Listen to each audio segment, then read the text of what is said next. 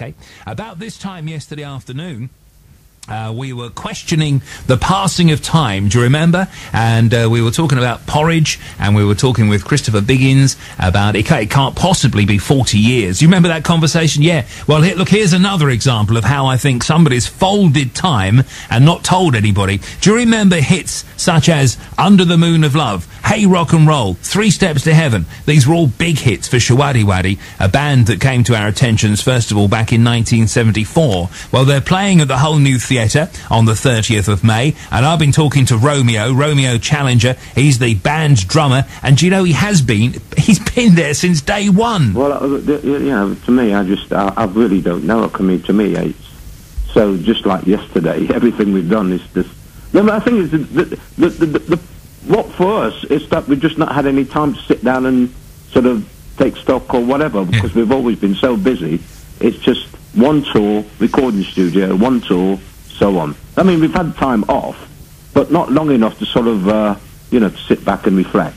There will be times, memory is a weird thing, but, memories kind of tend to stick more effectively if they're surrounded by emotions and nerves and these sorts of things, which I suppose is why, we remember firsts, as much as anything else. So thinking back to the first time you were on telly, now, was that New Faces, the first TV you did? Yeah, New Faces was the first TV programme. I mean, the strange thing about that, we didn't want to do that. I mean, even then, we were sort of very anti-TV show competition thing going. Yeah. I mean, we didn't want to do it, but our management persuaded us that, there was no contest between touring around Great Britain and, to sort of hundreds of people a night compared to a TV show, New Faces, probably what would have had 15 million viewers, things like that, so it was no contest. I'll tell you what, Romeo, that was my question, was it something about the music that made you think, oh, this is the way to go? Was it a bright spark in your organisation that said do it? And clearly it was the businessman in your manager or your agent or whoever said exactly what you're saying there. Get on telly, because was your fame instant after the New Faces thing? Well, the thing is, before the New Faces thing, we'd built up a reputation in the clubs and stuff, and we had a massive following in our hometown, Leicester. Yeah, of course. And, actually, it was the producer of New Faces who actually saw us in a club.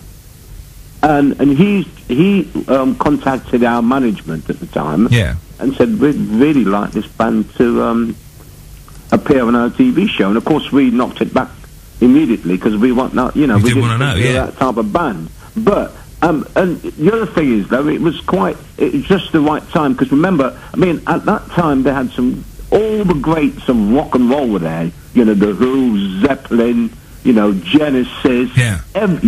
Everybody was there, and of course they're all very serious and prog rock and all that sort of business. So, we were like a sunshine, really. But you were in so many ways, because your music was that, your look was that, the energy was there, and as you say, when you compare it to a Pink Floyd or a Genesis, who are very much doing, their kind of thing, it was totally refreshing. I love these bands. Yeah, so do I. Yeah, absolutely. But, there is another side to it.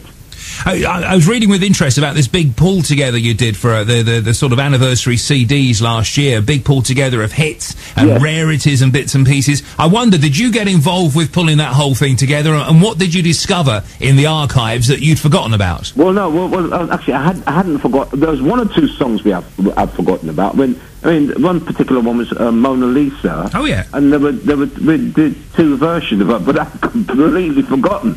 So when I first said it, I said, who's the drummer on that? Did you do the slow? Was it with a slow version or an up-tempo version? No, up-tempo version, but just different, just different arrangement. Oh, nice one. And you're still doing a huge number of shows every year, obviously. Is there a place you go back to that you look forward to going back to for any particular reason? Well, no, we look forward to playing on stage wherever we are. Obviously, having said that, we do have a particular fondness for further up north, obviously, like, your Newcastles and your Hulls and your Yorkshire, Scotland, anywhere like that, really. But we do find that we do get more receptive audiences up north, because they want to, come out and, enjoy the night. Down south, it's a little bit more subdued. Well, not subdued. We always do well there. Yeah. But it's the distinct difference in reaction from audiences. And this is a bizarre question, but I'll ask it. It's the last one I'll ask you as well. But I'm just thinking, you know, you've done 40 odd years of great performance. There can't be many songs that you and the band haven't done. But is there one rock and roll classic, if I can put it that way, that you've never recorded or never had a hit with? When you say rock and roll classic, what do you actually do? You mean 50s or? Yeah, or because I'm a big Zeppelin fan, and I love rock and roll. Yeah, that's the track that they do. But I mean, apart from that. We've just about covered lots of stuff, just most of it.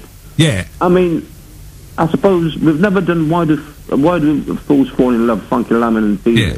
That was a great song. That's a terrific song, isn't it? Yeah.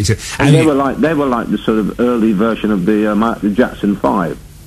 Of course, I was reading your bio. You were when you were a drummer in a heavy rock band before you joined up with Showaddywaddy. That's your roots, mate. It was progressive rock, we'd call it now. A band called Black Widow. That's it, yeah. And we played, and it was Black Magic, Sacrifice on stage, and all sorts of things that a lot of bands do today. Oh my goodness, you sacrifices on stage. I love that. Don't get the two confused, mate. Don't get people turning up for Showaddywaddy gigs and, suddenly going a bit bonkers on us. Yeah, that's right. No.